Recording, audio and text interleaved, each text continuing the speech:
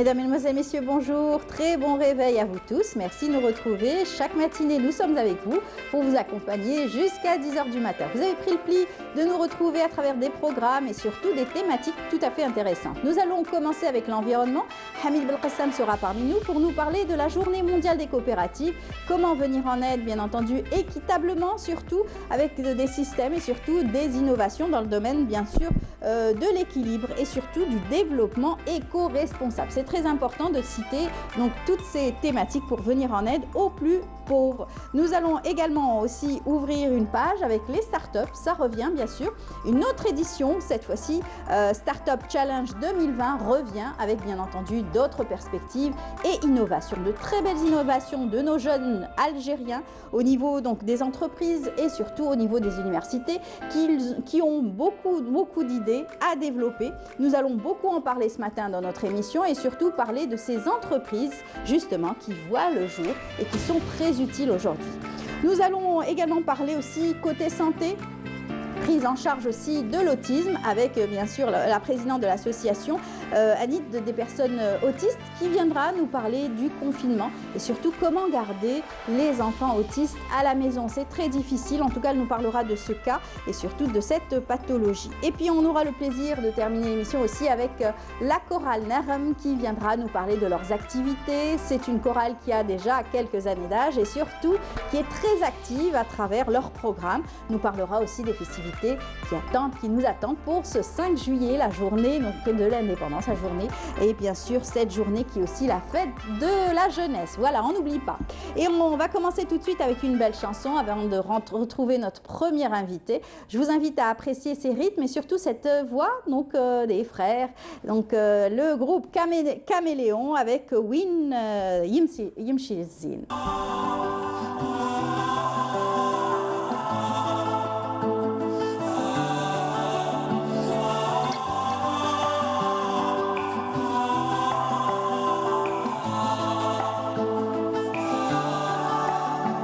وين يمشي زين تمشي ريما تمشي والزين ساكن هضار لابس هزي ولابساتو ديما ومن غير هزي لبسها ما يختار وين يمشي الزين تمشي ريما سكنها الزين وبناها لي قصار ساكنها في الشان والهمة ومن غير هزين ما يسكن دار وما فاتها الزين ولا غت من دونو تغنى مع الزين وتسير وما صار ضوية في اللون كي القمر في لونو حورت العين من الديلة الجفار في النهار رسوم شفايف وما حنو صوت حنين محنان ويقوم الصوت هذا حنين ما حن عليه خلاني حارف الحنين كي قار وادروني يا سامعين كي نقول الكلمة اللي ما شاف زينها ما تصفي حياته نهار يا وادروني يا سامعين كي نقول الكلمة اللي ما شاف زينها ما تصفي حياته نهار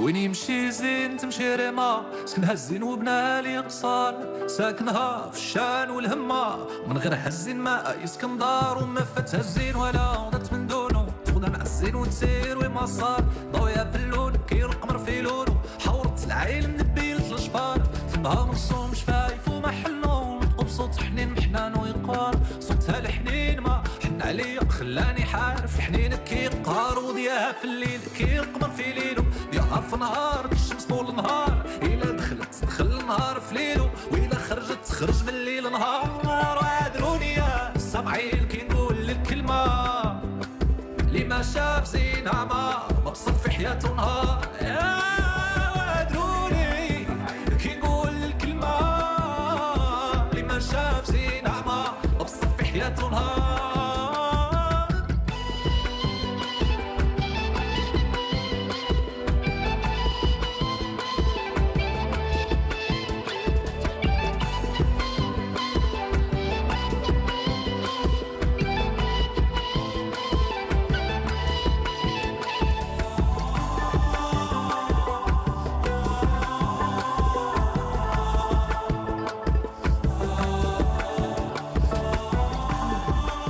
retour sur le plateau. J'espère que vous avez apprécié ces rythmes, surtout tout en douceur. Et en tout cas, c'est pour dédier cette belle chanson à notre ami Fafou, donc notre ami qui est très fidèle à Caméléon et qui aime bien sûr ce groupe. Allez, on va l'accueillir comme il se doit, notre ami aussi, Hamid Belkhassam. Comme chaque mercredi, il est là parmi nous. Bonjour Hamid. Bonjour Amel, bonjour à tous. Ça va? Très bien, merci. Éco-responsable, comme toujours. Il le faut, hein, dans la durabilité. Dans la durabilité, c'est justement la thématique que vous avez choisi aujourd'hui de nous évoquer et surtout sur laquelle on va plancher ce matin. Exact. Alors c'est une journée, c'est la journée mondiale des coopératives.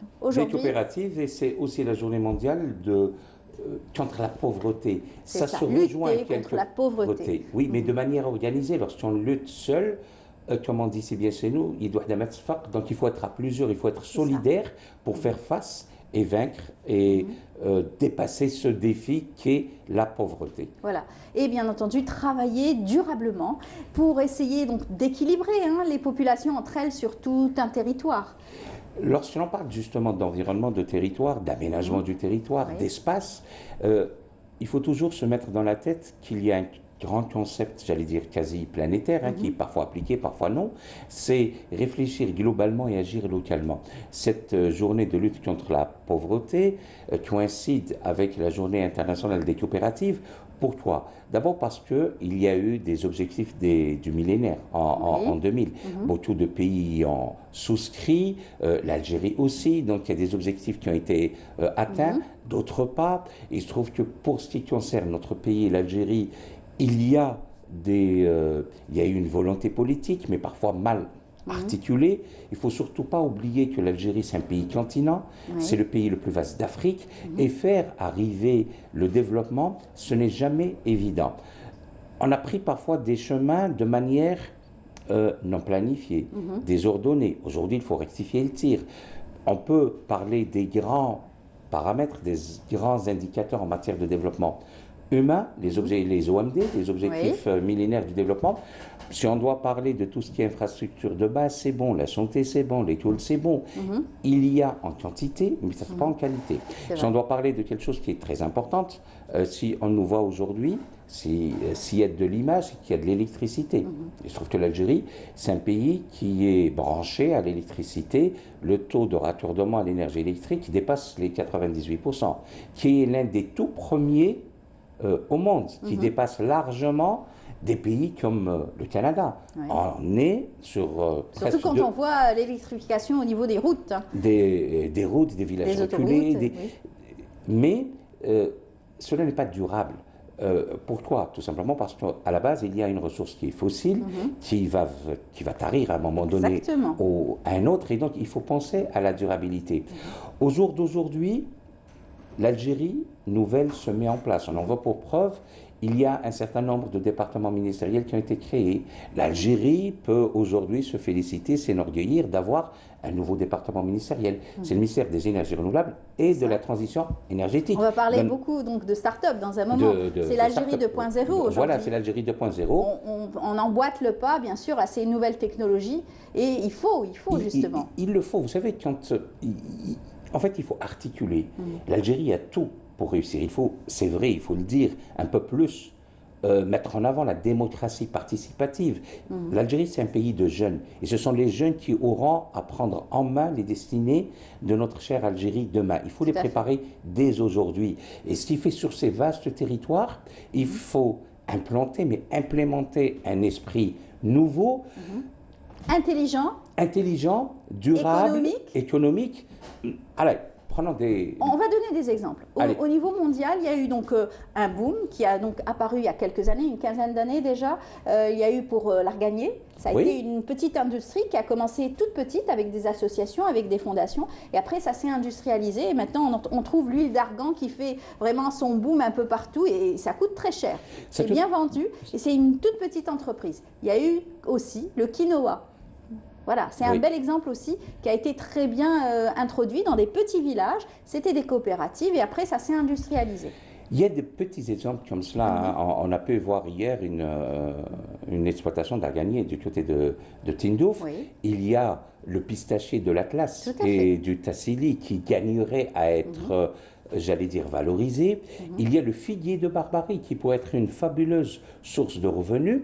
Mais comme on est dans la bande sahélo-saharienne qui fait face à des défis tout autres, parce qu'il y a les grands de ce monde qui essaient de s'implanter durablement, eux aussi, parce qu'en Afrique, dans cette région-là...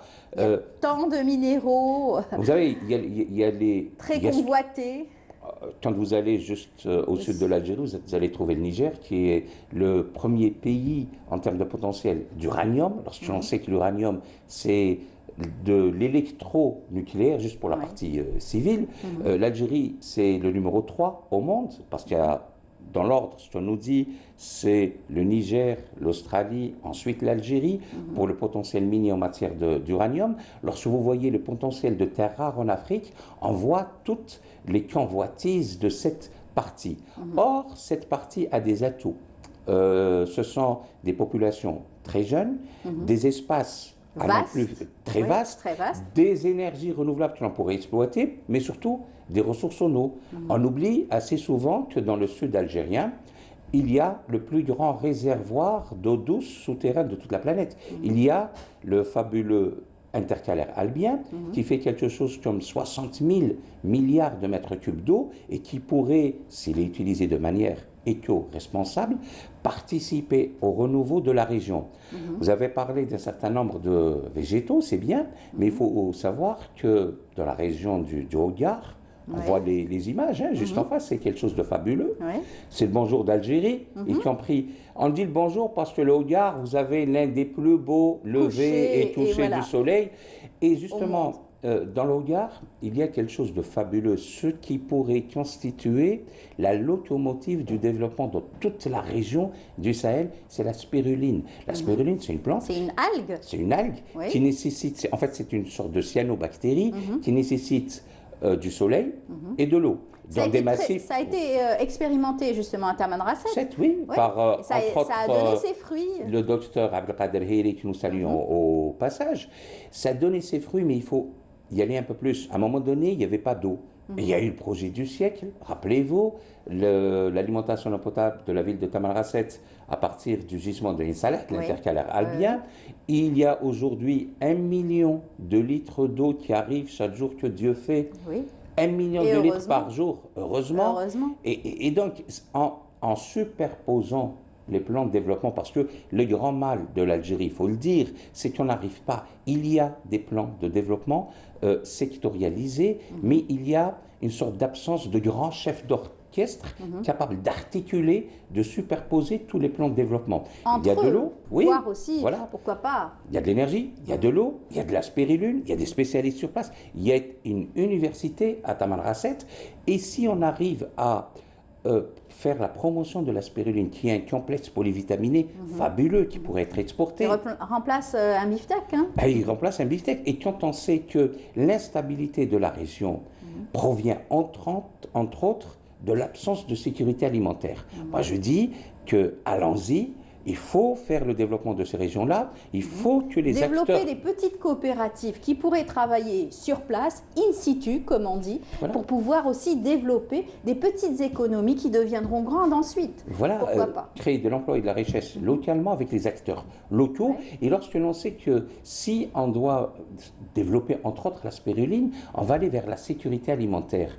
Et je dois dire que dans la région du Sahel, la sécurité alimentaire est largement supérieure à la sécurité. C'est la base de... Les populations se déplacent et font l'objet de convoitises de la part de bandes terroristes parce qu'il y a cette insécurité alimentaire. Si demain on arrive à régler... Le nomadisme reste toujours présent et heureusement parce que c'est aussi un mode de vie.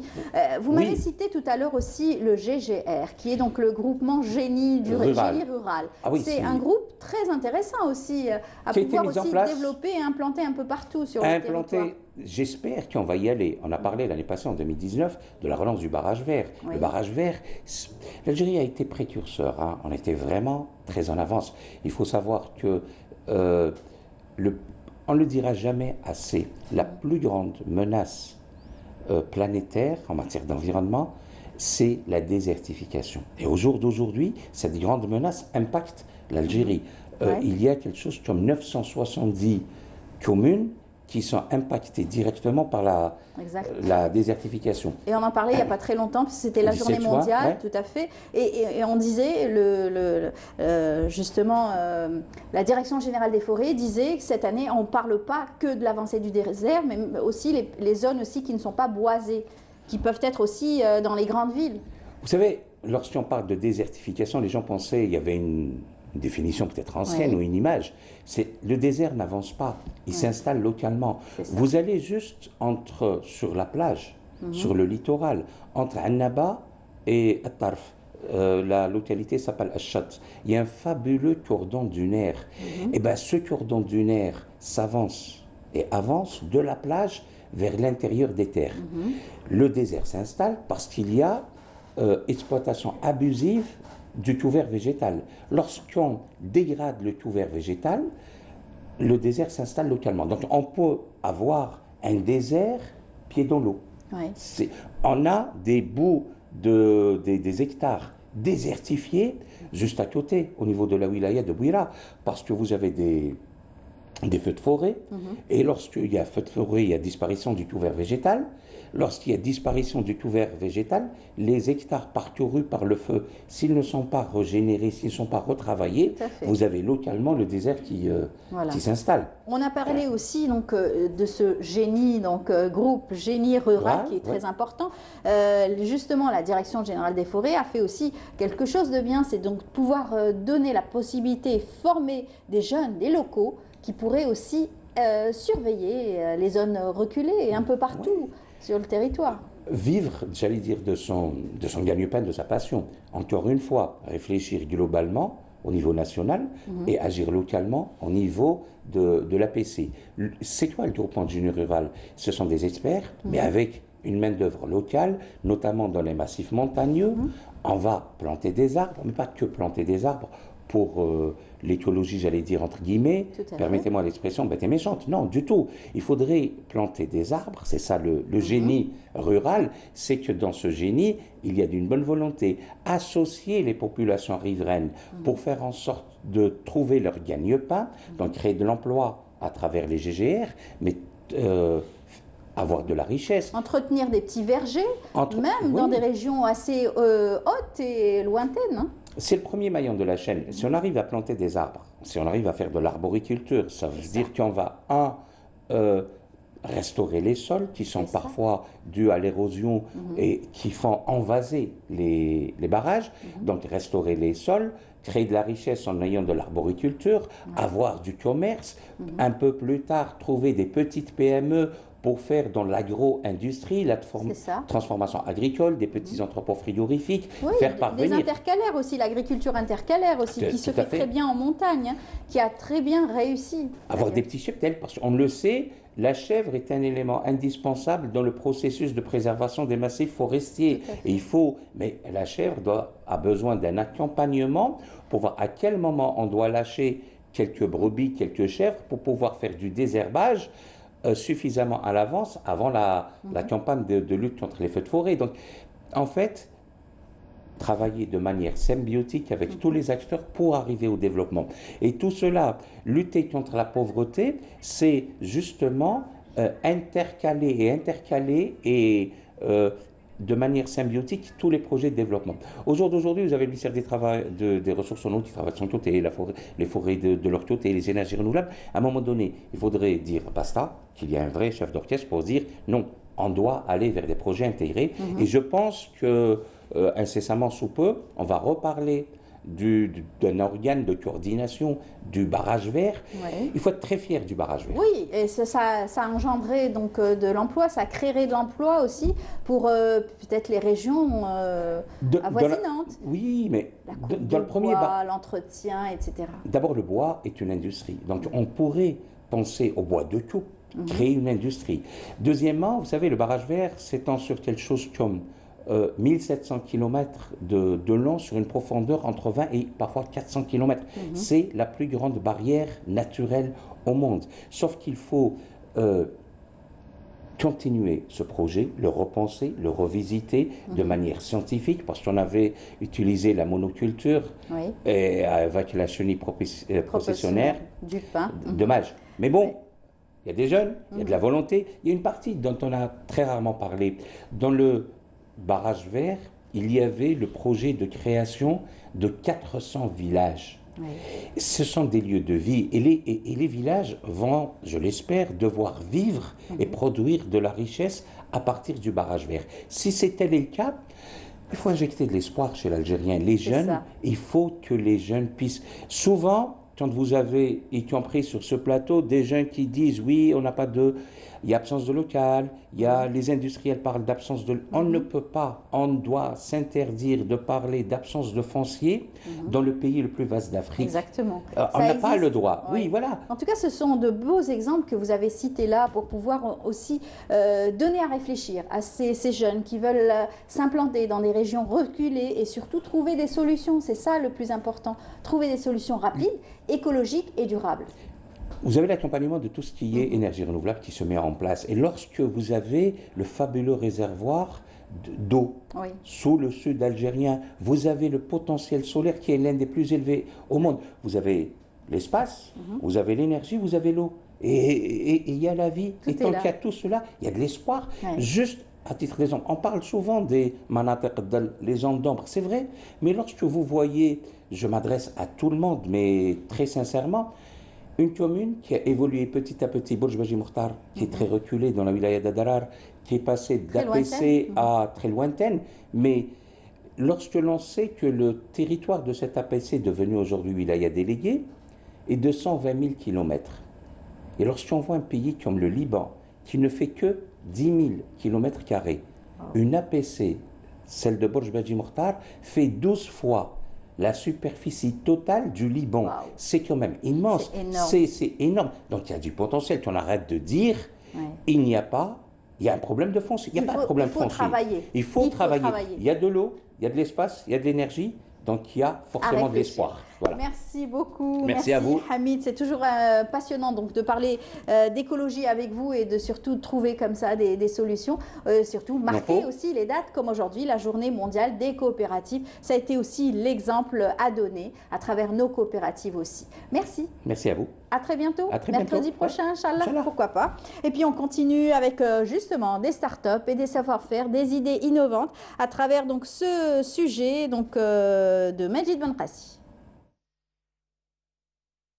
Mounir et Lotfi, tous deux stagiaires activant au sein d'une start-up de recherche et développement depuis 5 ans, ces ingénieurs ont proposé un projet sur la technologie du blockchain, une technologie émergente qui pourrait révolutionner le monde numérique.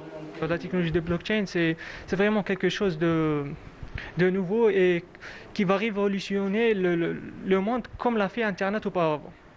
Voilà, donc cette technologie peut être utilisée dans plusieurs domaines, notamment les chaînes d'approvisionnement, l'identité digitale, les gouvernements. À l'occasion de la participation de LCS Research dans le projet de lutte contre le corona, on a décidé d'orienter notre travail en ce sens.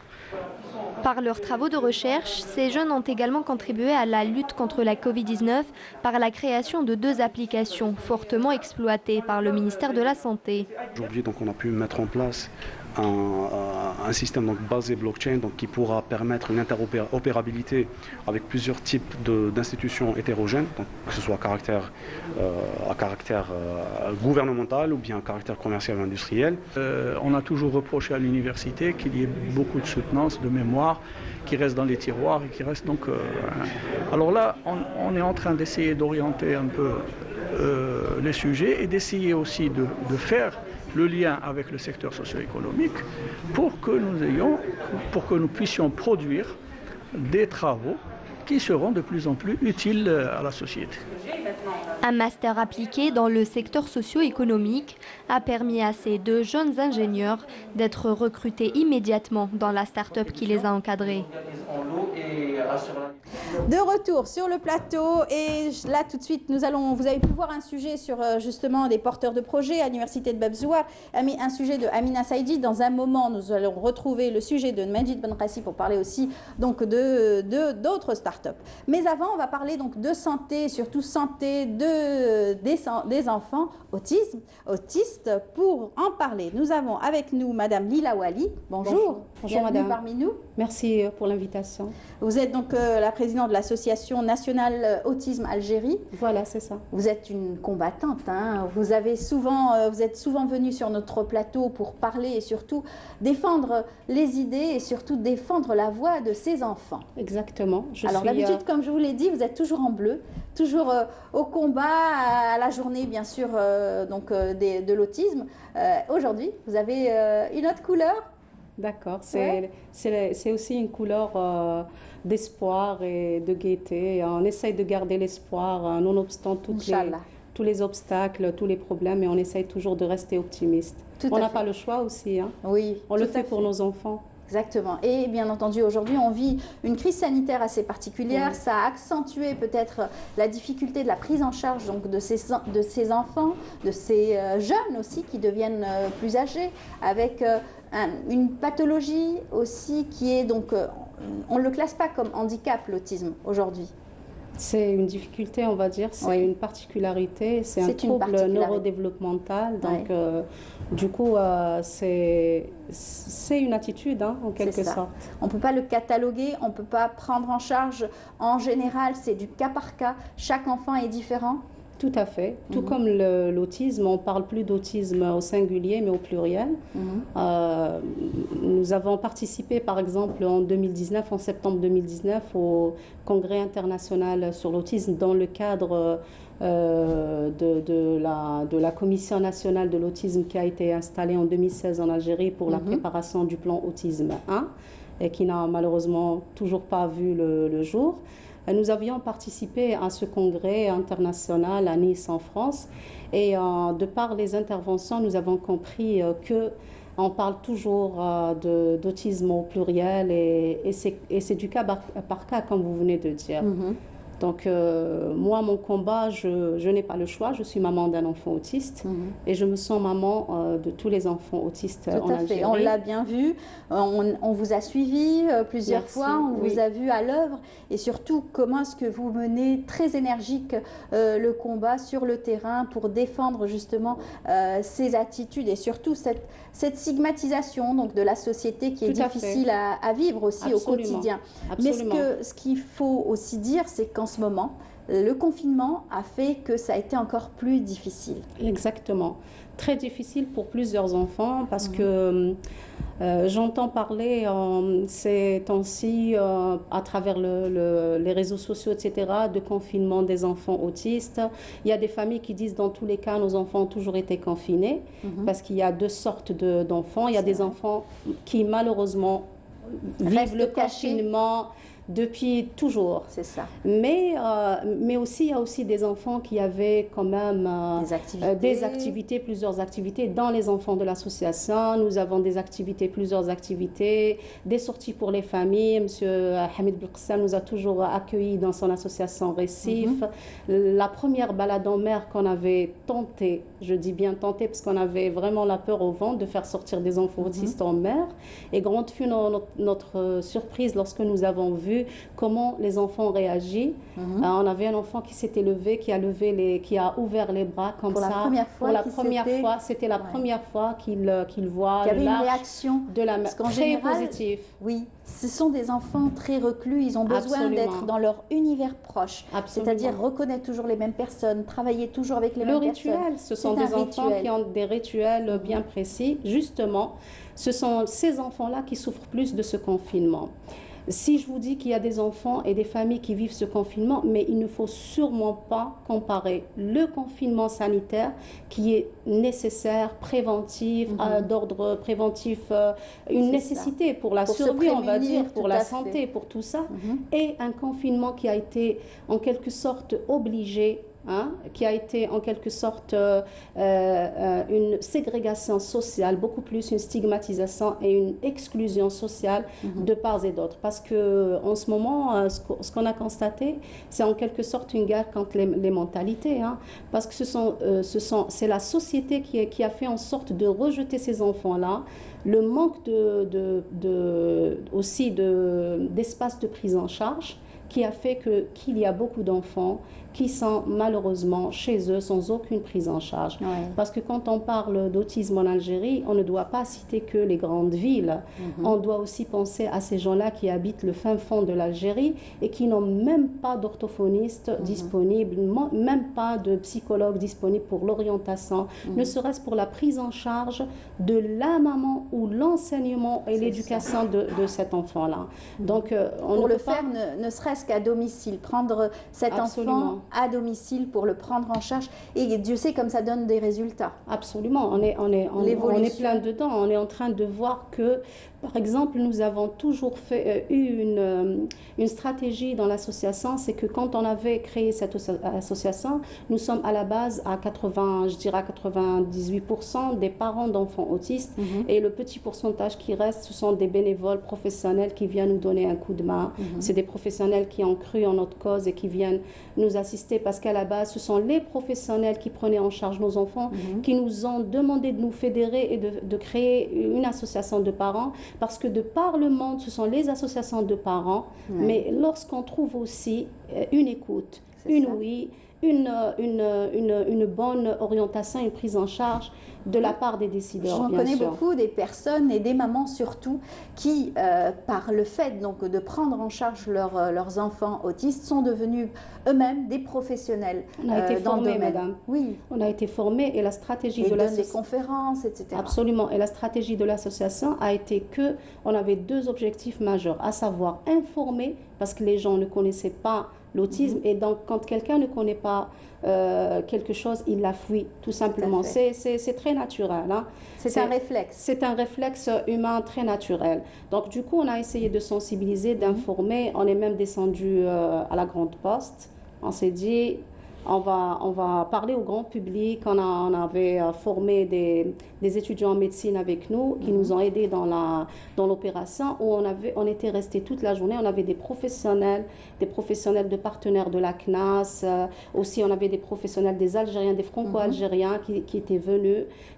Nous sommes restés, nous avions des stands, nous sommes restés toute la journée et beaucoup de parents sont venus et ont découvert ce jour-là que leur enfant était porteur de troubles autistiques, de TSA, était des TSA, voilà. Donc, et à la suite, on était passé à la deuxième étape, c'était celle de former les parents, notamment les mamans. Nous avons même un projet qui s'appelle la mère thérapeute et c'est pendant ce confinement-là que nous avons en quelque sorte récolté les fruits de ces formations-là. Parce que une maman qui est formée à comment gérer les troubles du comportement, parce que beaucoup de troubles du comportement sont nés du fait que ce sont des enfants qui sont à la maison, qui ont cassé un peu le rituel. Ce sont des enfants, par exemple, dans l'association. Ils ont des habitudes. Alors, par exemple, s'ils étaient habitués à faire des exercices, sortir en plein air, tout d'un coup, tout ceci s'arrête. Il y a quelque chose qu'ils n'acceptent pas. Absolument. Eux-mêmes, ils refusent ce quotidien et ce changement brusque. Ils refusent un peu tout changement à leur rituel. C'était des enfants qui avaient un programme qui partait. Nous avons par exemple tous les mercredis, nous avons la séance de natation. Les autres jours, nous avons pratiquement 3 après-midi par semaine pour l'équithérapie au niveau du Caroubier, du club équestre du Caroubier. Et nous avions aussi la gymnastique, l'aérobic au niveau de la salle Beyrouth à Alger Centre. Donc c'était des enfants qui avaient des programmes bien précis, hormis le fait qu'ils avaient un peu leur quotidien, c'est-à-dire il y avait des enfants qui sont scolarisés, ceux qui suivent des prises en charge chez des privés ou des centres, par exemple celui de la CNAS où ils font de la prise en charge orthophonique, psychologique et psychomotricienne. Donc ils avaient un rituel. Du coup, tout s'est arrêté, même la petite balade dont ils avaient droit, qui était nécessaire. Je vous parle de mon fils, c'est absolument vital pour lui. Donc moi, je suis vraiment jalouse lorsque je vois que par exemple de par le monde, en Europe, en Espagne, en France, par exemple en France, ils ont tout de suite fait un plan spécial pour ces enfants-là. Il y a même une attestation téléchargeable où on inscrit l'enfant et c'est pour un peu faciliter la sortie de cet enfant-là, la balade de cet enfant-là, et lui et et son accompagnateur. Mais vous avez fait justement beaucoup d'efforts vous-même en tant qu'association, avec d'autres clubs, d'autres associations, pour apporter un épanouissement justement à ces enfants. Vous avez fait énormément. Faut pas dire qu'on n'a pas donc réussi. Vous avez réussi d'énormes challenges de pouvoir offrir une amélioration dans le comportement. Mais on est au tout début, je vous dirais, parce que si on n'a pas pu atteindre tous les enfants autistes, ça veut dire qu'on est vraiment, c'est vrai, qu'on est vraiment loin de la réussite. Vous êtes là parce que vous êtes, nous on vous connaît, c'est pour ça qu'on parle de tous ces efforts que vous avez consentis. Mais c'est vrai que le territoire algérien est vaste. Absolument. Et il faudrait avoir des exemples partout, pareil, et surtout avoir un programme généralisé à travers donc le territoire pour pouvoir prendre en charge ces enfants autistes qui deviendront grands par la suite et qui pourront aussi avoir une dépendance aussi. C'est très difficile la dépendance après. Absolument oui, parce que si on n'a pas tout ça pendant un certain moment de la vie de cet enfant-là, après ça va être très très dur à supporter et pour les familles et pour la société. Parce que si on n'a pas de prise en charge, de diagnostic précoce, de prise en charge précoce adaptée, après ça va être vraiment très très difficile. Ça va faire sortir d'autres pathologies, d'autres problèmes d'ordre psychiatrique, psychologique, etc. C'est un combat au quotidien. C'est la course contre la montre, comme on dit. On n'a pas le droit de s'arrêter. C'est pour ça que je n'arrêterai jamais de sensibiliser les décideurs. J'essaie par tous les moyens. Par exemple, ça fait pas très longtemps, on avait fait une séance de travail avec Madame la déléguée des droits de la promotion des droits de l'enfant, c'est-à-dire que durant notre séance de travail, c'était clair, on voulait des droits précis, nets et précis. J'étais partie parce que j'étais submergée par les demandes d'autorisation de sortie de ces enfants-là pendant les heures de confinement. C'est très important pour l'épanouissement de cet enfant. Et nous avons eu des enfants qui ont fait des dépressions carrément. Nous avons dû intervenir auprès d'une famille dans l'enfant est adulte, la maman, elle est très âgée, elle est seule. Il a tellement mal pris ce confinement, le fait qu'il ne sortait plus, qu'il n'avait plus droit à la balade avec sa maman. Il avait fait une très grosse crise, il s'était cassé le nez, etc. Donc, ça a été compliqué à gérer. Plus compliqué. Donc, j'étais partie carrément lui demander de nous aider par rapport à ce volet-là, parce que c'est très important. C'est-à-dire, quand je vous dis dans le monde entier, je suis jalouse, mais je sais que c'est faisable aussi. Ça peut se faire chez nous. Une petite instruction, une consigne au préfet et aux forces publiques. Par exemple, je vous dis, il y a 2 jours, une maman s'est fait verbaliser avec son enfant, un adulte aussi, juste parce qu'elle avait dépassé un peu c'était limité à 100, je pense. Je comprends, je suis juriste, il faut que se conformer, il faut que tout le monde se conforme aux lois. Mais quand on a une instruction de notre chef d'assouplir un peu et d'être un peu plus souple par rapport lorsqu'il y a un enfant autiste, etc., ça ne peut faire que plaisir à tout le monde. Tout à fait. Mais sinon, on pourrait aussi avoir tous les acquis que vous avez pu obtenir depuis que vous êtes bien entendu dans cette association, les réussites que vous avez pu obtenir auprès de certains enfants qui ont fait des progrès, parce qu'il y a des enfants qui réagissent très bien aussi à toute cette formation, à tous ces efforts et cette énergie que vous donnez au quotidien. Nous avons des échos aussi positifs, donc il ne faudrait pas qu'on parle que des choses négatives. Pendant ce confinement, on aime bien vous inviter parce que justement vous avez cet espoir, vous portez l'espoir et vous avez toujours encouragé les parents, les mamans surtout, à voir la chose différemment. Absolument, ça a toujours été un objectif chez moi. Je suis moi-même passée par une dépression juste au début du diagnostic, par beaucoup de difficultés d'ordre psychique. C'est normal, je suis une maman. Bien sûr. C'est normal qu'on pense toujours... Il y a une détresse. Absolument. Mais après, je me suis dit qu'il faudrait que je me relève et que je le fasse aussi pour les autres enfants. C'est lorsque j'ai commencé à m'intéresser, à apporter un plus aux autres enfants, que j'ai commencé à bien prendre en charge mon fils. Ça, je vous le dis en toute franchise. En toute franchise, voilà. J'ai appris, c'est en donnant que j'ai appris à être mieux avec mon propre enfant. Donc, je vais vous dire que nous avons aussi des échos positifs dont les enfants sont très épanouis parce que la maman, elle est là. C'était une maman qui était presque tout le temps absente parce elle était obligée de travailler, etc. Les parents sont là avec lui, la fratrie est là, donc il y a eu un nouveau rituel qui s'était installé, aussi de nouvelles occupations, etc. Donc nous avons aussi des échos très positifs. Il y a même des enfants qui ont développé le langage du fait qu'ils sont tout le temps avec leurs frères et sœurs, mais sans oublier aussi qu'on aurait aimé, c'est-à-dire on aurait aimé qu'on prenne nos expériences, notre expérience en tant que maman, notre expertise aussi en la matière. On aurait aimé qu'avant de prendre des décisions pour ces enfants-là, on fasse appel à nous. On aurait aimé l'expérience aussi qui parle, parce que vous êtes les premiers donc au devant de la scène pour prendre en charge ces enfants. On a commencé en 2012. Tout à fait. Il y a eu des méthodes que vous avez expérimentées, qui ont été aussi testées et peut-être récupérées chez nous pour pouvoir aussi mieux prendre en charge l'enfant. Il y a différentes aussi techniques d'apprentissage et d'approche. C'est ce que vous faites. Est-ce que le loisir fait partie de cette technique qui peut-être améliore ces connexions aussi? Il est très important, il est voire vital. C'est-à-dire, par exemple, vous avez des approches où on apprend à l'enfant avec le jeu. Donc, par exemple, je vous dirais que les enfants, si vous voyez les enfants avant la séance d'équithérapie et après, ce ne sont jamais les mêmes enfants.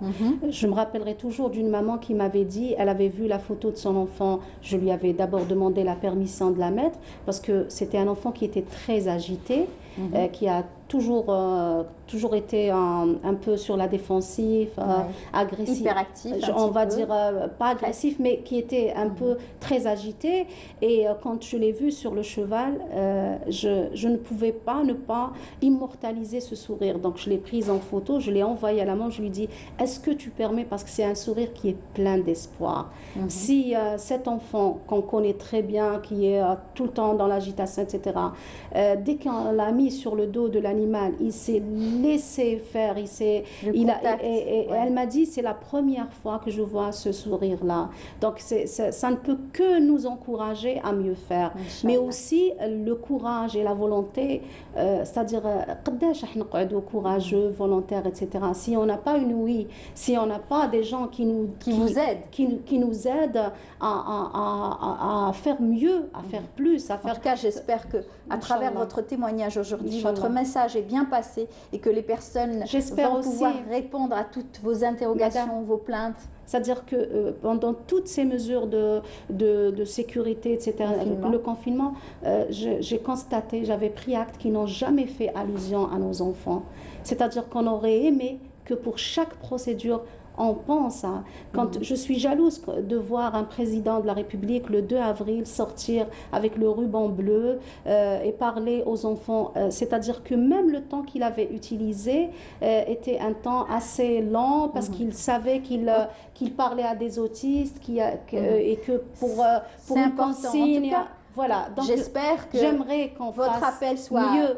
Voilà. Et on peut faire mieux parce que nous avons l'humanisme et nous avons la religion, les rana. Voilà, merci beaucoup, Madame Wali, d'être venue. Bon courage surtout à votre quotidien, tous les jours, avec ces enfants. Et bon courage aussi avec cette situation sanitaire qui va aussi, peut-être, on ne sait pas si elle va durer ou pas. En tout cas, bonne chance pour votre quotidien. Merci à Canal Algérie de nous avoir toujours soutenus dans nos actions. Merci. À très bientôt. Restez avec nous, on va suivre donc ce reportage qui nous fait aussi découvrir le savoir-faire de nos jeunes à travers donc des startups. C'est un reportage signé Majid Manrassi.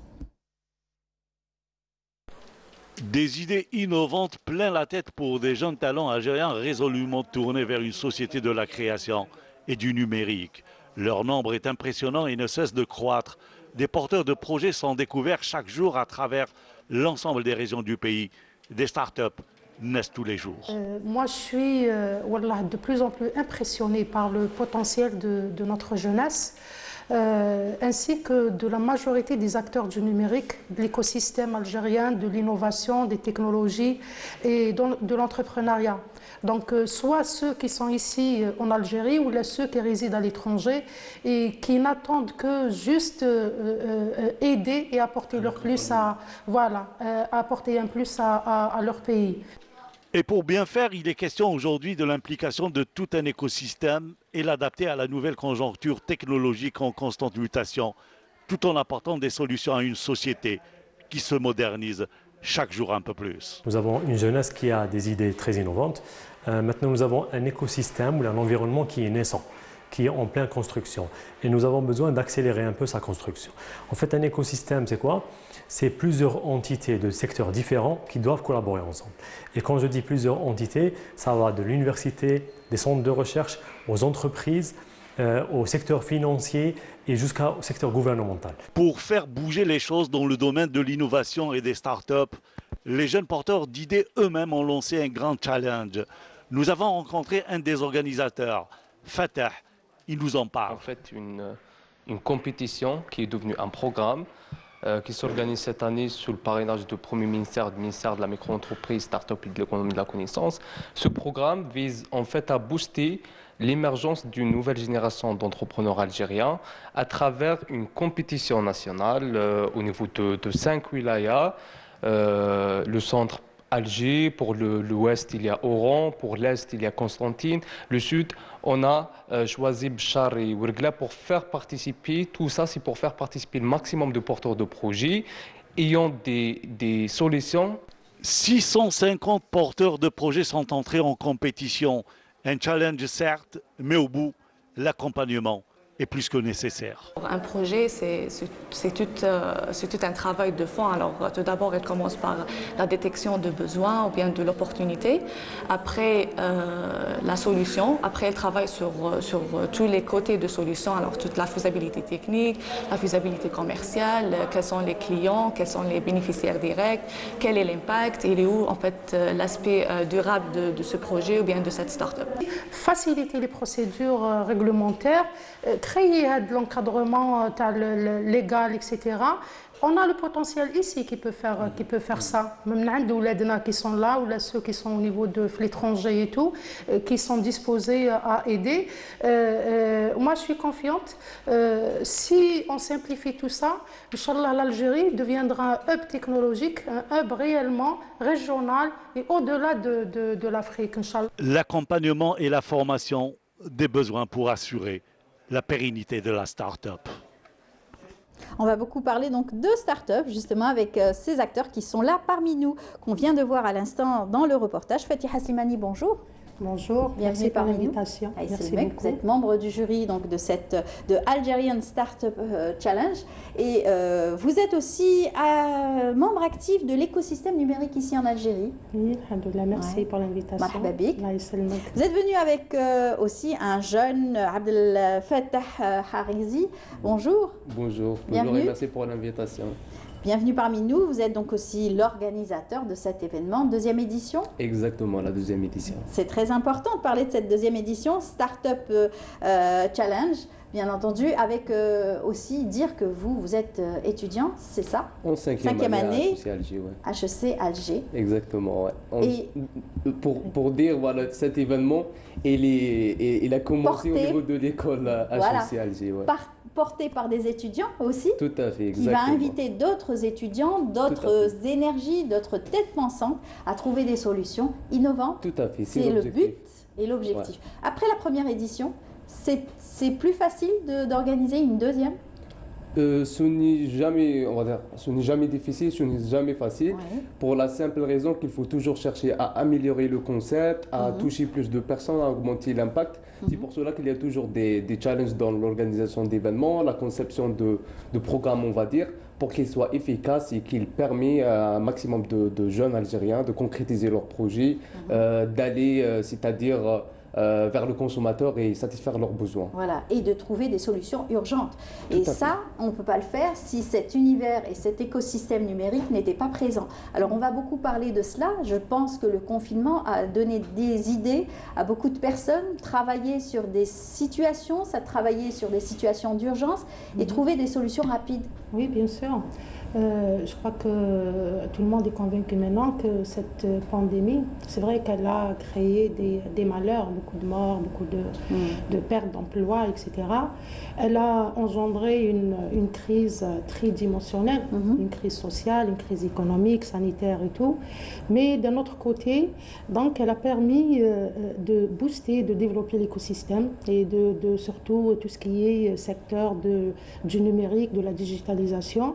Et on voit aujourd'hui, il y a une course à travers le monde, les plus grands pays, la même chose pour les géants des technologies à travers le monde qui sont en train de prospecter et de voir et d'acheter aussi, d'acquérir les solutions technologiques et les produits aussi, y compris les simples ménages. Aujourd'hui, il y a un développement de tout ce qui est acquisition à travers le net et pour un petit peu gérer et mieux gérer cette période de Covid et de post-Covid. Donc ça a permis un petit peu de développer, de booster l'écosystème algérien. Et comment est-ce que vous avez suivi en tant que membre du jury cette deuxième édition? Là, c'est vrai, moi je suis un petit peu un membre actif de l'écosystème des technologies. Je suis en contact avec différents acteurs.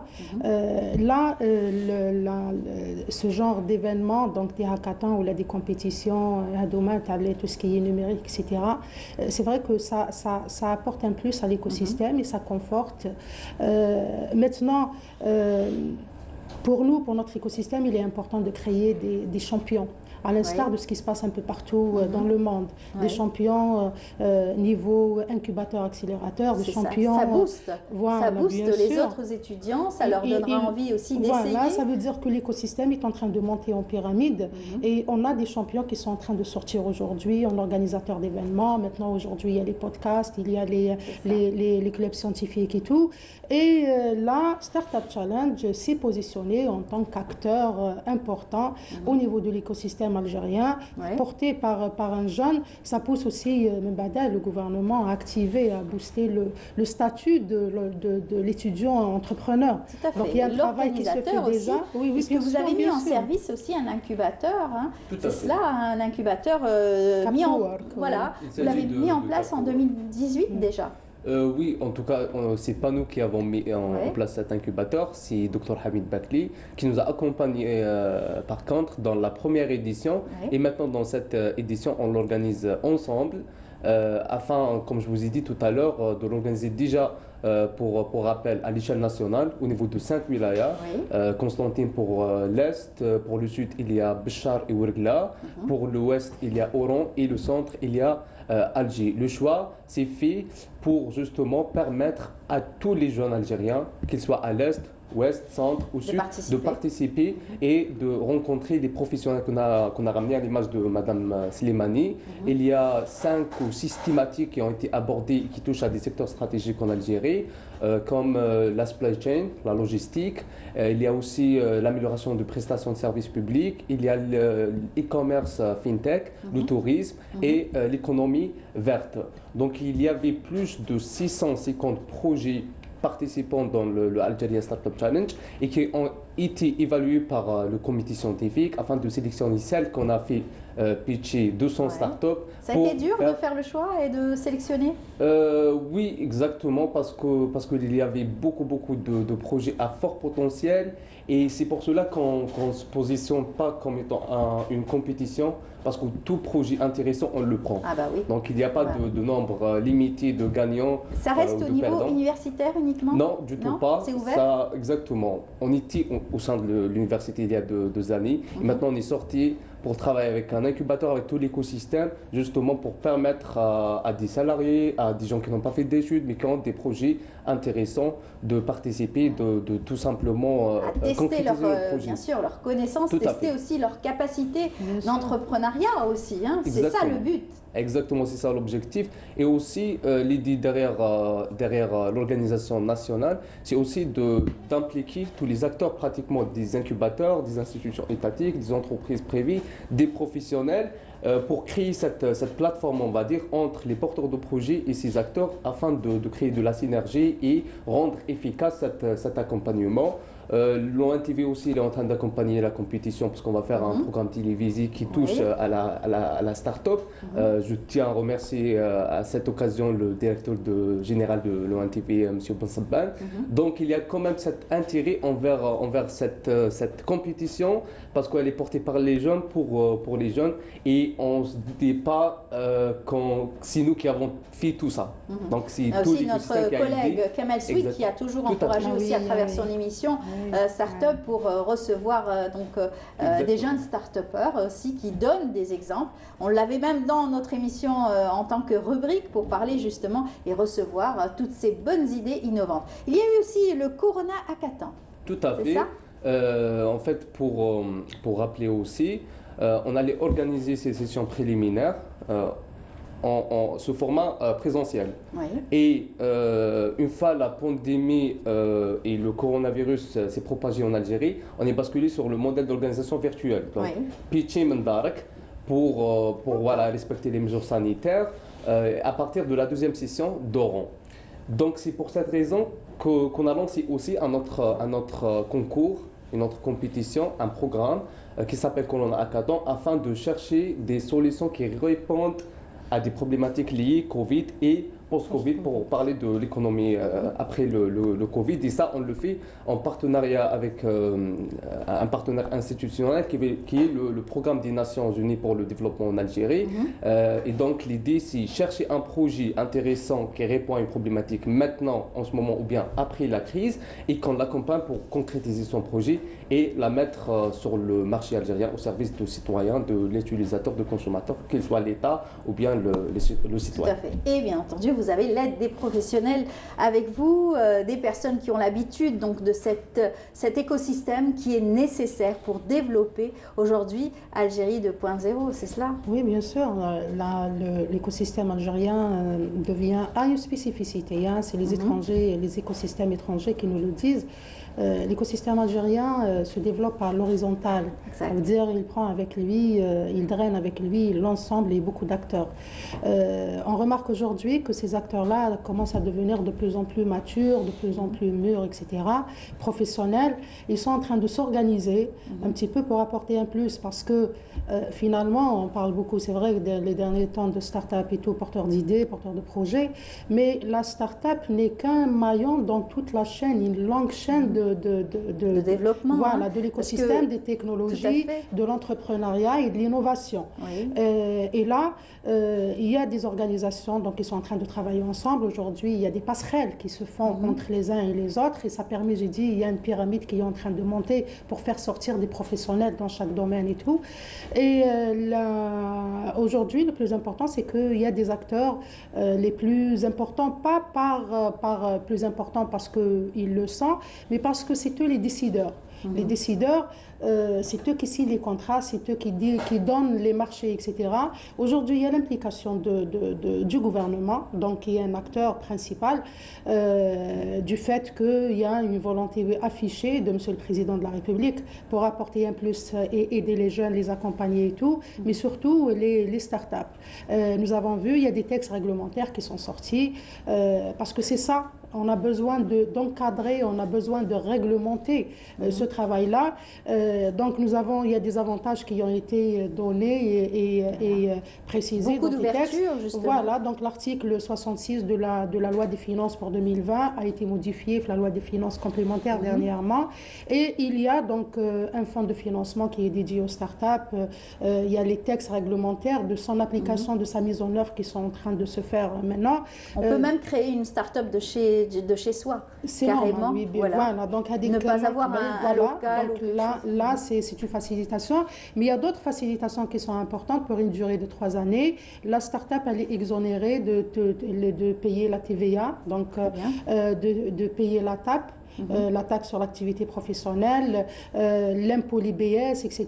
Donc il y a des avantages qui commencent un petit peu à être décryptés. C'est-à-dire que là, ça va être appliqué par tout le monde. Les textes réglementaires sont en train ils vont apparaître, Inch'Allah, bientôt. Et là, c'est une facilitation pour aussi, il y a un acteur aussi qui est important, c'est les opérateurs économiques, qu'ils soient publics, qu'ils soient privés, parce que c'est eux qui donnent les marchés, c'est eux qui créent le plan de charge. On a vu dernièrement l'avis d'appel d'offres d'Algérie Télécom pour un petit peu optimiser la gestion de ses services, etc., de ses ressources et tout. Il y a des opérateurs économiques qui sont aujourd'hui... Ça veut dire qu'il y a un triple impact. L'impact, le premier impact, c'est de permettre aux jeunes...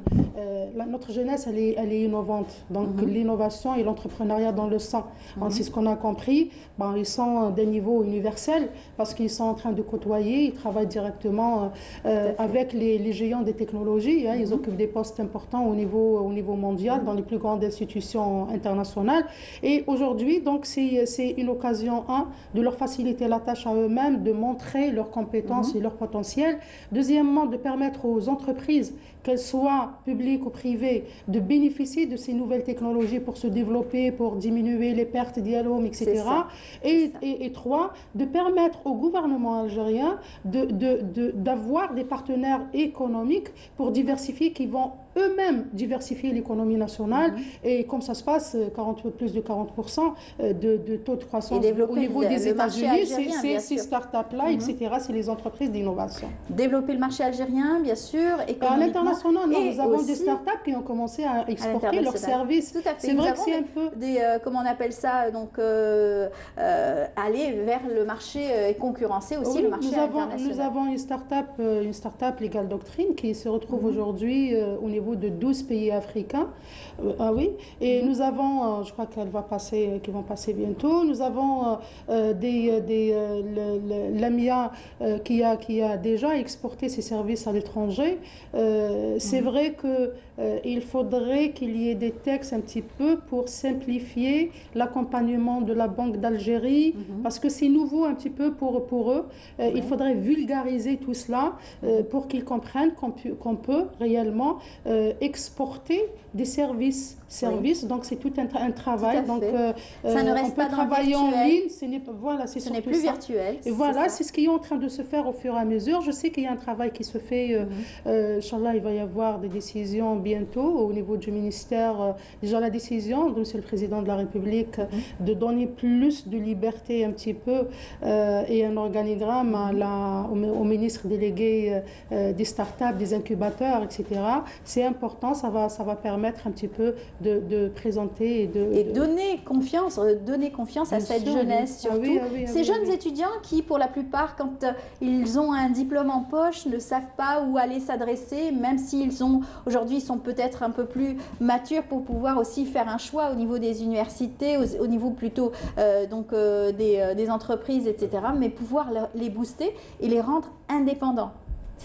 C'est ce qu'on constate peut-être avec les différents projets qui ont été donc présentés pour cette édition. Exactement. Déjà pour dire que pour un universitaire, il a du choix. Il peut avoir cet objectif d'être salarié, mais aussi entrepreneur pour créer de l'emploi. Donc toujours, c'est dans la création de l'emploi et ça travaille toujours l'économie algérienne et l'économie de la connaissance. Donc à travers le Algeria Startup Challenge, déjà on a des formations, on a cet accompagnement déjà pour sensibiliser notre communauté de porteurs de projets, de l'importance, c'est-à-dire de l'importance d'avoir tout simplement des compétences et des connaissances et même un état d'esprit d'un entrepreneur pour avoir toujours la motivation, toujours cet objectif d'un plan A, sinon un plan A. Donc il ne changera pas de plan.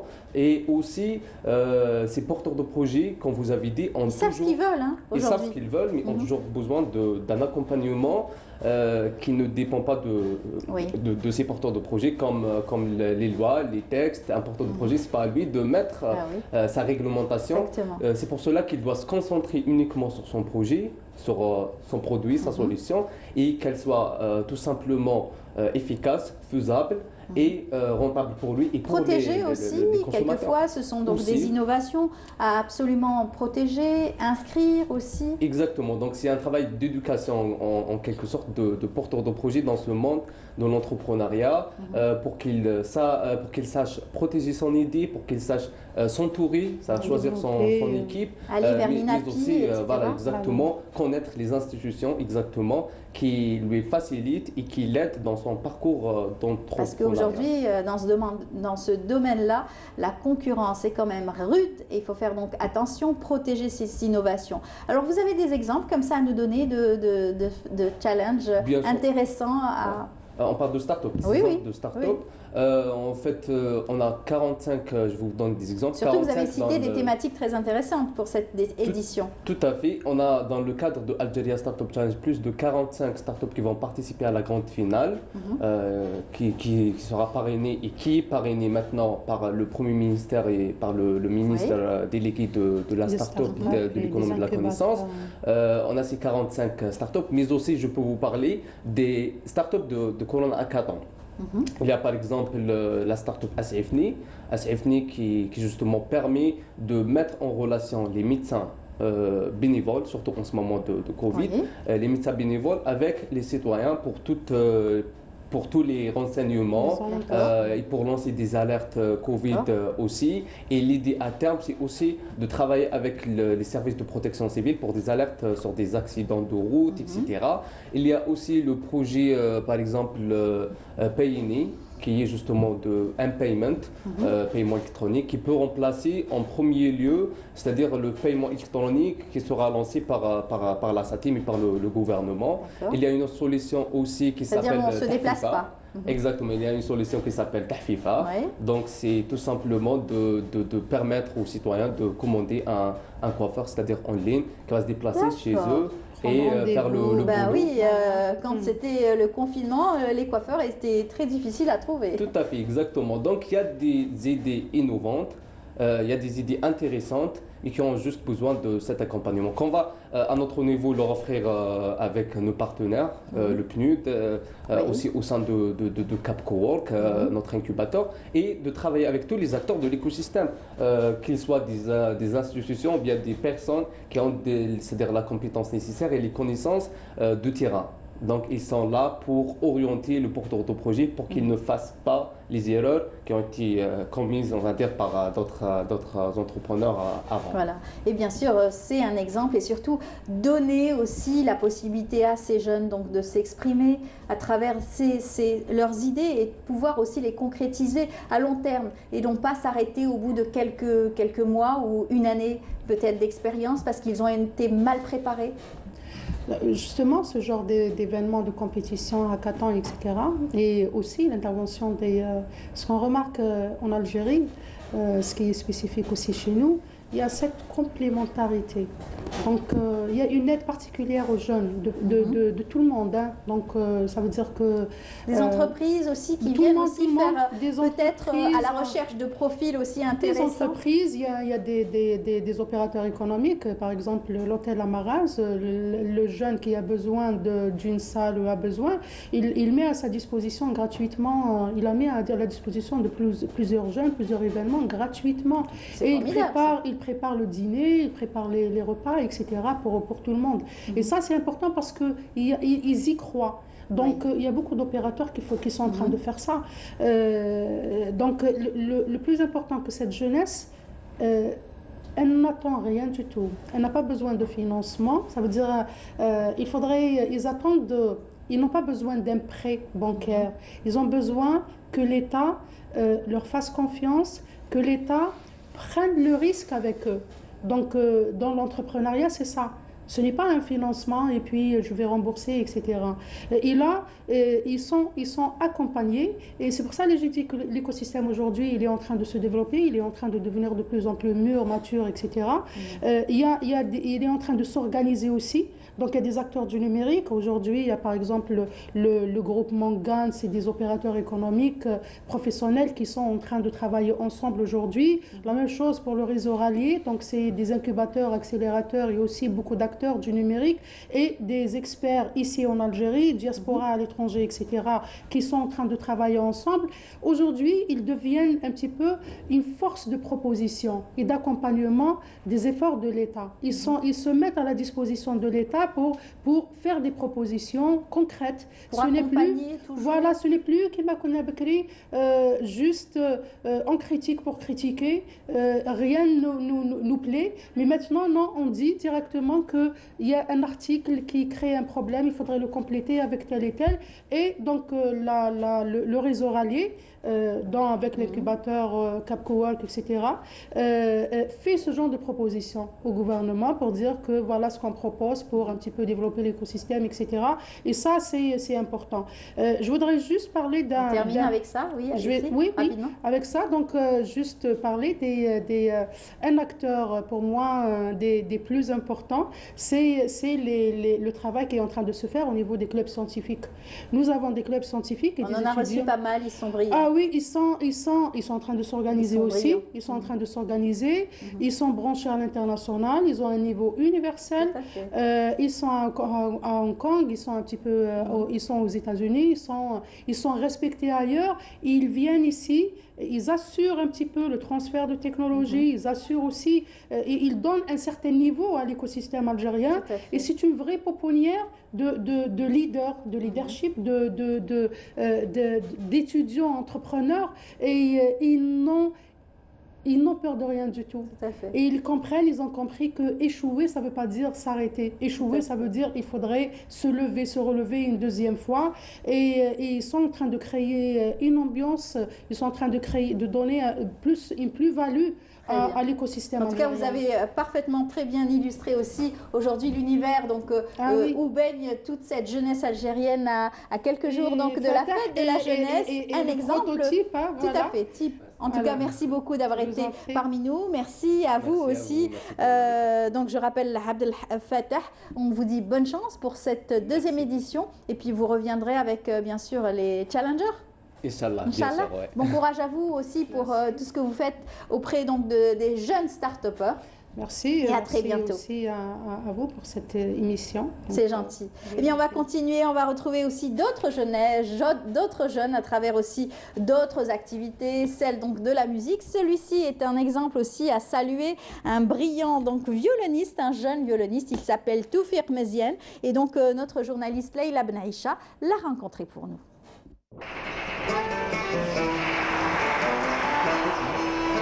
Toufir Meziane, un violoniste passionné de la musique andalouse et du cha'bi, une passion qu'il nourrit et perfectionne au quotidien.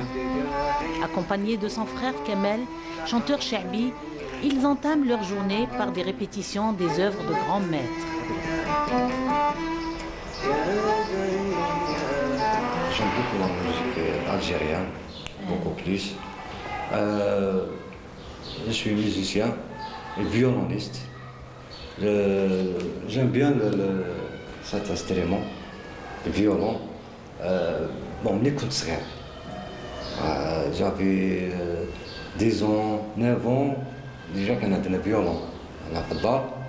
دونك نشوف كيفاش الانسترومون حبيت نديكوفري الانسترومون هذايا. دونك بالعقل مع الفرونجان تاعي تاني كمال في الدار دونك زاد عاوني شويه زيد تاني مون بيغ شويه تاني عاوننا بيسك عنده لا كيتار تاعو قديمه تاني في الدار صبناها كي زدنا صبنا لا كيتار مي بوكو بليس نحب الفيولون. Maîtrisant plusieurs instruments de musique, Toufir nous avoue que sa relation avec son violon est à la fois passionnelle et professionnelle. حبيت نروح الكونسيرفاتوار دونك سقسيت على الاستاذ كامل بالخوجه كنت نسمع به بزاف ونحب نسمعو حتى لقيت روحي في الكونسيرفاتوار لما فقت عند البروف كامل بالخوجه. La musique algérienne généreuse est source de raffinement du goût musical à tant donné pour notre violoniste. Aujourd'hui, il lui en témoigne toute sa reconnaissance. خلتني تعرفت بها اللي شفت بلدان واحد اخرين تعرفت على بلادي مليح تانيك دونك سي اترافير الموسيقى الباتريمون تاعنا ما يخلصش انا ليا ما يخلصش سواء في الاندلس ولا ما نروحوا للشعبيه كما مثل الشعبيه ثاني في الديوان نروحوا للشعر الملحون وكي نجوا الاندلس ثاني فيها بزاف طباع يعني الفنان ديجا يدخل لا جوا. Même en l'absence des activités artistiques à cause de la pandémie Covid-19, Tawfiq n'a pas à se plaindre. Entre l'entretien de ses oiseaux et ses répétitions à côté de papa qui confectionne des couffins artisanaux, il espère tout de même une proche reprise. شويه مع الموسيقى شويه ثاني مع ندير لي زوازو تاعي ثاني شويه زواوش ربي ان شاء الله يرفع علينا هذا الوباء هذايا ان شاء الله ويعاودوا يولوا اليامات كيما كانوا ان شاء الله تعيطوا لي لا ريبريز بلو فور على كيما كانت ان شاء الله. Parce que le 5 juillet a une signification particulière pour notre artiste, il a tenu à envoyer un message sincère et original à l'Algérie et à sa jeunesse.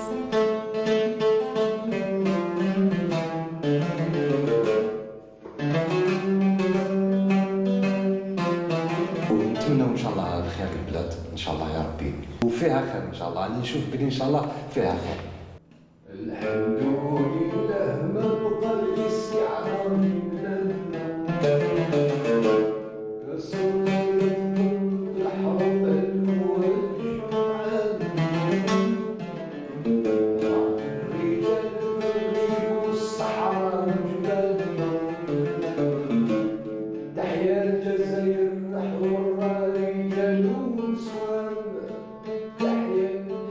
Tahia al-Jazairi. En tout cas, un beau message d'espoir et surtout à la veille donc, de la célébration donc, de l'indépendance et surtout à la célébration de la fête de la jeunesse. Nous avons beaucoup parlé de la jeunesse aujourd'hui, d'autres jeunes qui s'intéressent aussi à d'autres formes d'expression, celle donc de la musique. Vous l'avez vu à travers le reportage. On va le voir encore tout de suite à travers la chorale Naram. Pour nous en parler, nous avons Samia Tamzi. Bonjour. Bonjour. Bienvenue parmi nous. Merci de votre invitation. C'est le même, vous êtes membre du bureau, du comité donc, de la chorale Naram.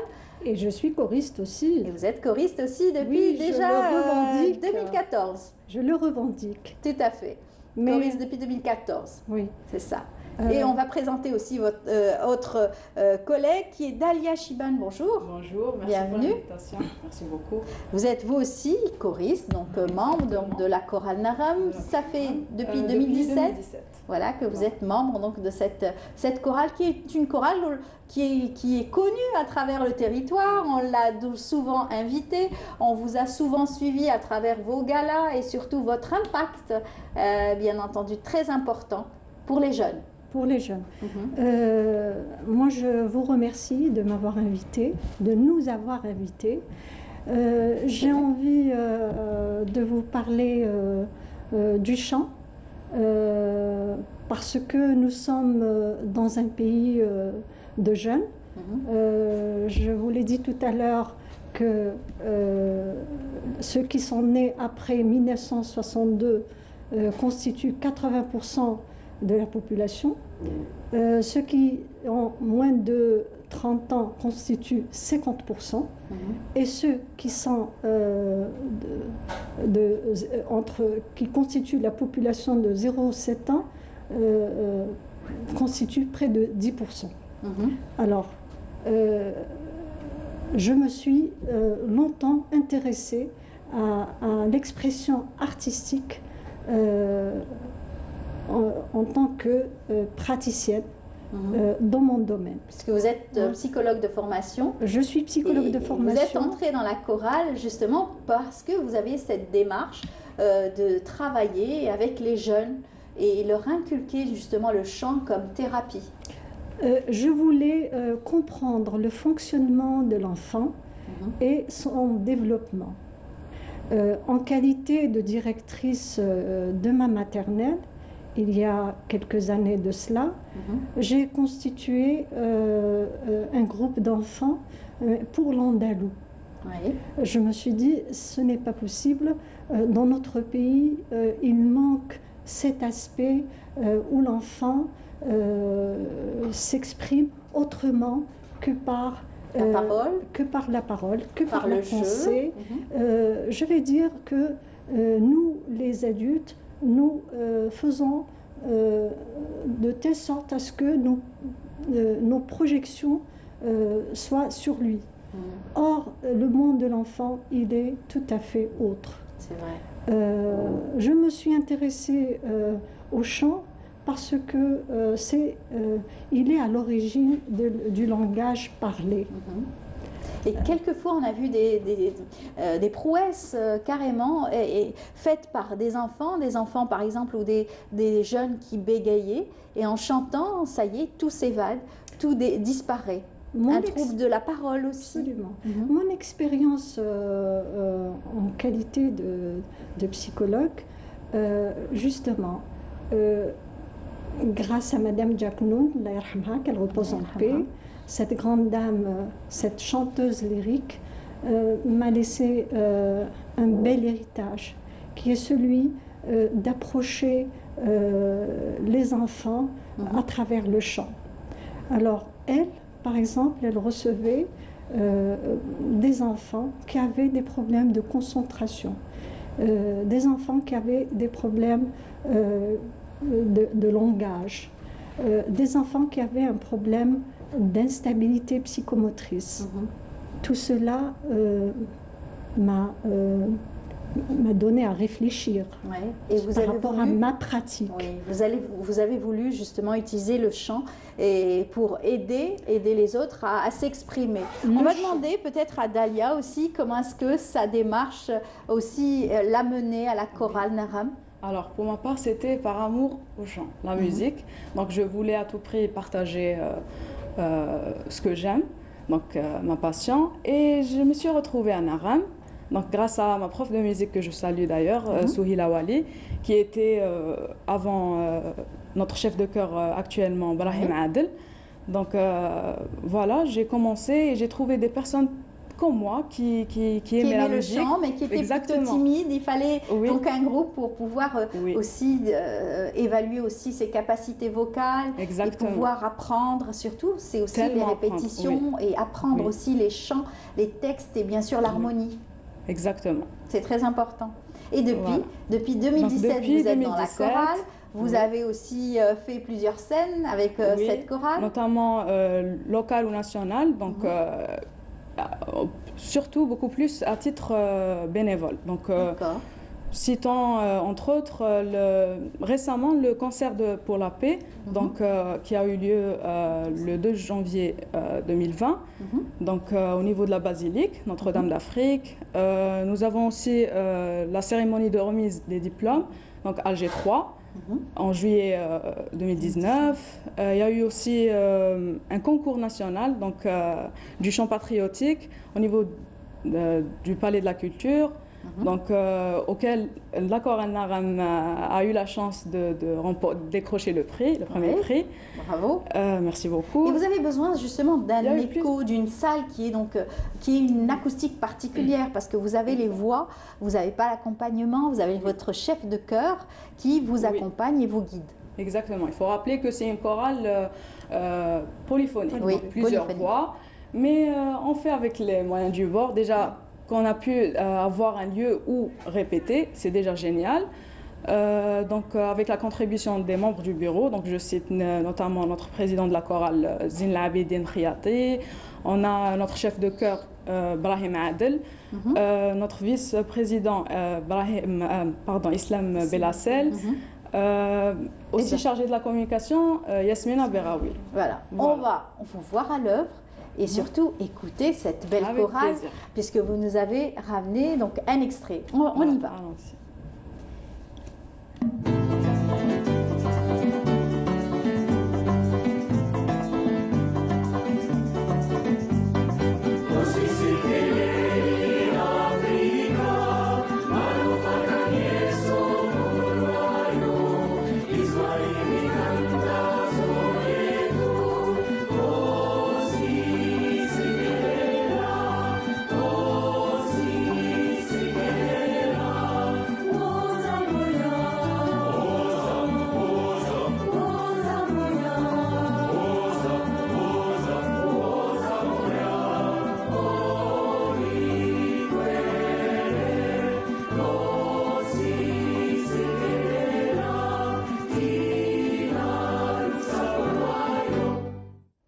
bel extrait qui vous a aussi, va vous marquer à travers votre expérience. C'était en temps de confinement. Absolument. Et ça, c'était une belle chanson, vous me disiez, africaine. Africain, c'est un hymne africain, qui veut dire que Dieu bénisse l'Afrique. Donc voilà, on a essayé de se rassembler tous ensemble, même virtuellement. Merci à écran interposé. Oui. Et vous avez réussi à concrétiser cette belle hymne à la paix, bel hymne à la paix avec cette chanson africaine. Alors, dans votre chorale, vous avez plusieurs, comme on dit, tessitures vocales, les ténors, barytons. Exactement, les pupitres. Nous avons aussi des sopranos, des altos. Pour les voix féminines. Pour les voix féminines. Oui, d'accord. Et pour les voix masculines, nous avons les ténors, les basses. Exactement. Voilà. C'est tout. C'est bon. On a pu le sentir à travers cet extrait. Les voix aussi très fortes. Il y en avait un qui faisait partie de votre chorale, je vous l'ai cité tout à l'heure. C'était Kadem aussi, qui est parti. Il a pris son envol, il est parti aussi. Il a quitté la chorale parce qu'il avait justement une très belle voix. C'est ça? C'est ça. C'est ce qu'on fait quand on est dans une chorale, quand ça y est, on prend de l'assurance, on est repéré aussi ailleurs. C'est vrai, oui. Ouais. On est repéré, mais... on reste fidèle à la chorale? On reste fidèle à la chorale, puisque moi-même, pour des raisons professionnelles, j'ai quitté cette chorale, mais elle est restée toujours dans mon cœur. Ouais. Et ce qui est admirable aussi, c'est que en qualité de psychologue, j'ai chargé M. Zindine El-Abidine, qui est Monsieur Fiaté, qui est le président de la chorale Naram, comme il est spécialiste des techniques vocales, je l'ai chargé de prendre en charge des enfants qui ont des problèmes relationnels, des problèmes, comme je vous ai dit tout à l'heure, de concentration, des enfants qui sont parfois mutiques, on ne sait pas pour quelle raison. Et donc, moi, dans ma pratique, que j'interroge tout le temps, je me suis dit, et pourquoi pas, aller vers le chant, aller vers cet appareil vocal. C'est ça, la démarche un petit peu qu'a faite Abdelrahman Aziz à travers sa chorale à Blida, dans cet hôpital psychiatrique de France Fanon. Vous avez aussi un programme avec le chant patriotique, c'est toujours ancré, c'est très fort, parce que vous portez votre voix à travers un texte aussi qui reste un texte historique aussi, pour la majorité des Algériens, c'est très fort. Exactement. Donc, on prépare une vidéo voilà, pour le 5 juillet, Inch'Allah. Donc, on va interpréter une chanson, Mindibalina. D'accord. Donc, tous réunis. Tous réunis. Et ça va être visible où? Pour quand? Sur Internet? Sur Facebook, donc notre page, Chorale Naram. Il y a aussi, on a une page Instagram. D'accord. Voilà. De même, Chorale Naram. Donc, vous pouvez... aller vers votre site et carrément votre page Facebook et pouvoir suivre cette actualité, rester dans le domaine des festivités du 5 juillet et pouvoir apprécier tout l'ensemble de la chorale, tout ce qu'on vient de voir à l'instant à travers cette chanson pour la paix. Alors un petit cadeau peut-être que vous pouvez nous offrir ce matin entre deux, c'est possible de nous faire quelque chose? Avec plaisir. Qu'est-ce que tu proposes comme chanson? Dalia, comme tu veux. Allez, c'est tout à fait improvisé, mais on va profiter de vos voix. C'est patriotique, puisque restons dans le thème pour la fête de l'indépendance. Donc, Aïmaziz Noutrous. Oui, vas-y. La chanson donc Shrif Khaddam. De Shrif Khaddam, avec Noir. Très bien. Donc, Aïmaziz Noutrous, ماذا صار مثيد الراغ سلعسام هذار رنو ذا جندي قذر عوساغ ذكوا ذا ونتحاربا ورسقار ميانا طار ورهلاك ذي قولينا يوصمي لقلغ نسبا ولا